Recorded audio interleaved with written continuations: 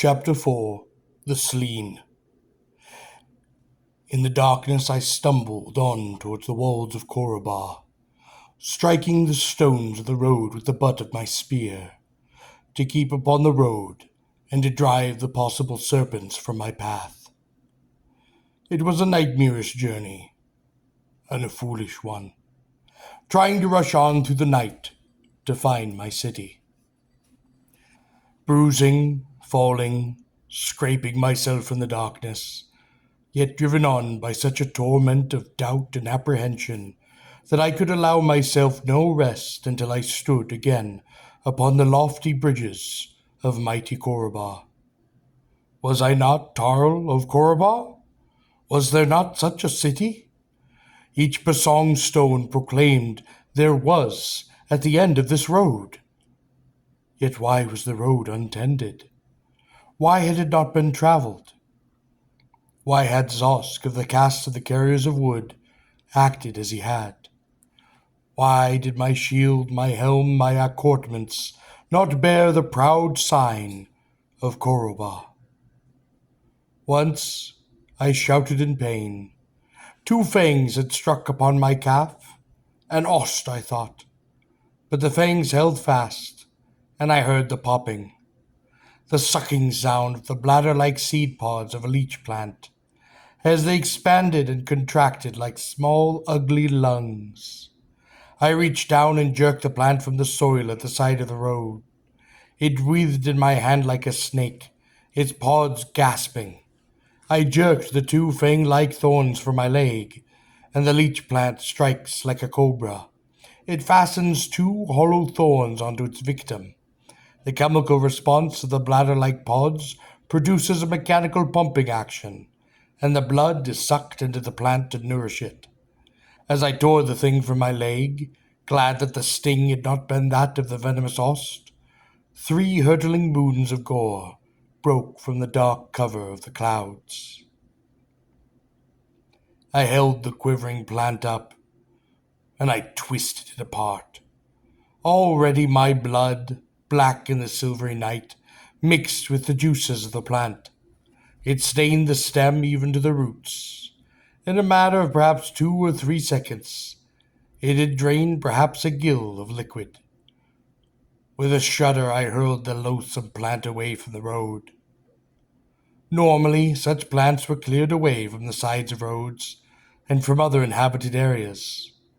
They are primarily dangerous to children and small animals. A grown man who might lose his footing among them might not be likely to survive. I prepared to set forth upon my journey again, grateful now the 3 moons of gore might guide my path upon this perilous road. I asked myself in a sane moment if I should not seek shelter. I knew that I should, but I could not because questions burned within me, questions that I could not dare to answer. Only the evidence of my eyes and ears could allay my fears, my bewilderment. I sought a truth I did not know, but I knew I must discover, and it lay upon the end of this road. I caught a strange, unpleasant scent, much like a common weasel or a ferret, only stronger. In that instant, every one of my senses was alert. I froze, an almost animal response. I was silent, seeking the shelter of stillness and immobility. My head turned imperceptibly as I scanned the rocks and bushes about the road. I thought I heard a slight sniffling, a grunt, a small dog-like whine. Then nothing. It too had frozen, probably sensing my presence. Most likely it was a Sleen, hopefully a young one. I guessed it had not been hunting me, or I would not have been likely to have smelled it. Perhaps I stood thus for 6 or 7 minutes. Then I saw it, upon its 6 short legs, undulating across the road, like a furred lizard, its pointed, whiskered snout swaying from side to side as it tested the wind. I breathed a sigh of relief. It was indeed a young Sleen, not more than 8 feet long. It lacked the patience of an older animal. Its attack, if it should detect my presence, would be noisy, a whistling rush, a clumsy, squealing charge. It glided away into the darkness, perhaps not fully convinced that it was not alone. A young animal ready to neglect and overlook those slight traces that can spell the difference between death and survival in Gor's brutal and predatory world. I continued my journey. Black, scuttling clouds again obscured the moon of Gor, and the wind began to rise. I could see the shadows of the walnut trees blending against the darkness of the night, their leaves lifting and rustling upon their long branches. I smelled rain coming in the air. In the far distance, there was a sudden flash of lightning, and the sound of remote thunder reaching me from seconds later. As I hurried on, I became more apprehensive. By now it seemed to me that I should be able to see the lights of the cylinder city of Korubah. The wind gathered force, seeming to tear upon the trees. In the flash of light I spied a passing stone, and I eagerly rushed to it. In the mountain wind and darkness I traced the numbering upon the stone. It was true. I should now be able to see the lights of Korubah. Yet I could see nothing. The city must be in darkness. Why were the lanterns not hung upon the lofty bridges? Why were the lamps of 100 colors and flames not lit in the compartments of the city, telling in the lamp codes of Gor, of talk, or drinking, or of love? Why were the huge beacons on the wall not burning, not summoning Korubah's far-roving townsmen back to the shelter of her walls? I stood by the Basang stone, trying desperately to understand. I was confused, uncertain. Now that I had not seen the lights of Korubah as I would have expected, it struck me more forcibly that I had not even seen the lights of the peasants cooking. I have not seen their fires glowing in the hills surrounding the city. I had not seen the torches of the sportsmen who hunt the Sleen by night. And now I should have been challenged at least a dozen times by Korubah's nightly patrols.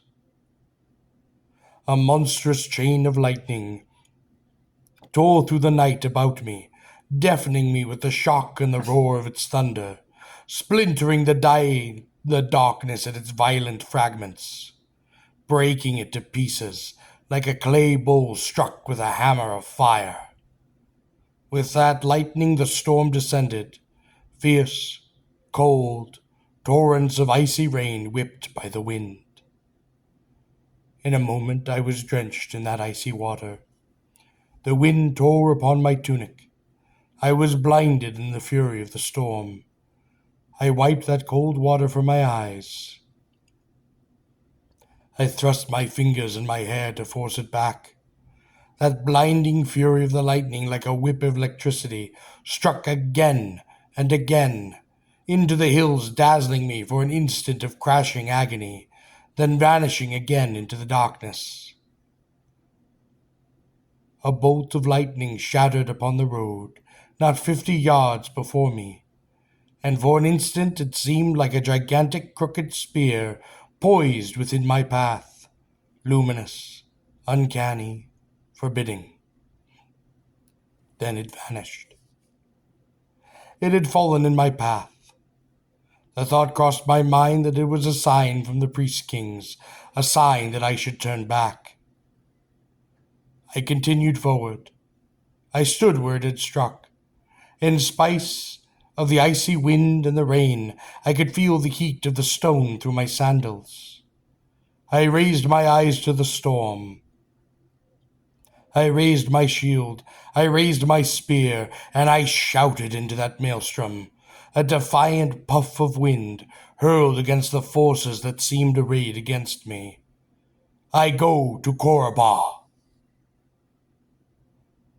I hardly moved another step when in a flash of the lightning I saw the Sleen, this time a fully grown animal, some 19 to 20 feet long. It was moving towards me, swiftly, noiselessly, its ears straight against its pointed head. Its fur was slick with rain, its fangs were barred, its wide nocturnal eyes bright with the lust of the kill. A strange noise escaped me, an incredible laugh. Finally, a thing I could see, could feel, could fight. With an eagerness and a lust that matched that of the beast itself, I rushed forward into the darkness, and when it judged its leap, I lunged forward with that broad head. My arm felt wet, trapped. I was raked with fangs, and I was spun as the animal squealed with rage and pain and rolled upon the road. I withdrew my arm from that weak, aimless, snapping jaw. Another flash of lightning, and I saw the Sleen on its belly, chewing upon the shaft of the spear, its wide nocturnal eyes, unfocused, glazed. My arm was bloody, but the blood was mostly that of the Sleen. My arm had almost rammed itself down the throat of the animal, following the spear I had flung into its mouth. I moved my arm, tested my fingers. I was unhurt. In the next flash of lightning, I saw that the Sleen was dead. A shudder involuntarily shook me, though I do not know if this was due to the cold and the rain, or the sight of that long, furred, lizard-like body that lay upon my feet. I tried to extract the spear, but it was wedged between the ribs of the animal. Coldly, I took out my sword and hacked away the head of the beast, and jerked my weapon free.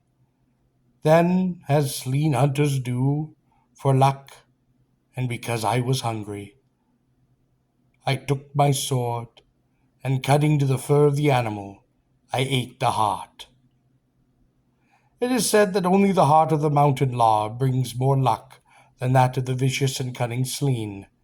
The raw meat, hot with the blood of the animal, nourished me, and I crouched beside my kill upon the road to Koraba, another predator among the predators.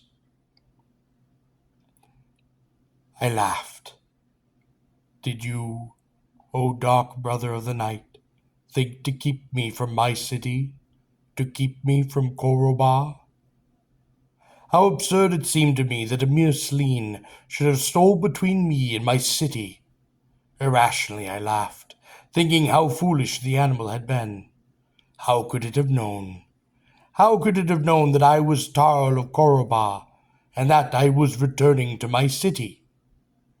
There is a Korean proverb that a man who is returning to his city is not to be detained. Was the Sleen not familiar with the saying? I shook my head, clearing it of its wild thoughts. I sensed I was irrational, perhaps a bit drunk after the kill and the first food I had in several hours. Then soberly, though I acknowledged it as a superstition, I performed the Goran ritual of looking into the blood. With my cupped hands I drank a mouthful, and then holding another in my hands I waited for the next flash of lightning. One looks into the blood in one's cupped hands. It is said that if one sees one's visage black and wasted, one will die of disease. If one sees oneself torn and scarlet, one will die in battle. And if one sees oneself old and white-haired, one will die in peace and leave children. The lightning flashed again, and I stared into the blood. In the tiny pool of blood I held, I saw not myself, a strange face, like a globe of gold, with disc-like eyes, a face like none I had ever seen, a face that struck an eerie terror so deep into my heart. The darkness returned. In the next flash of lightning, I examined the blood again, but it was only blood, the blood of a Sleen I had killed on the road to Koroba. I could not even see myself reflected upon the surface. I drank the blood, completing the ritual. I stood up, and I wiped the spear as well as I could upon the fur of the Sleen, for its heart had given me strength. Thank you, dark brother of the night, I spoke to the animal. I saw that water had gathered in the concave side of my shield, and gratefully I lifted it and drank from it, washing away the salt and metal of its blood.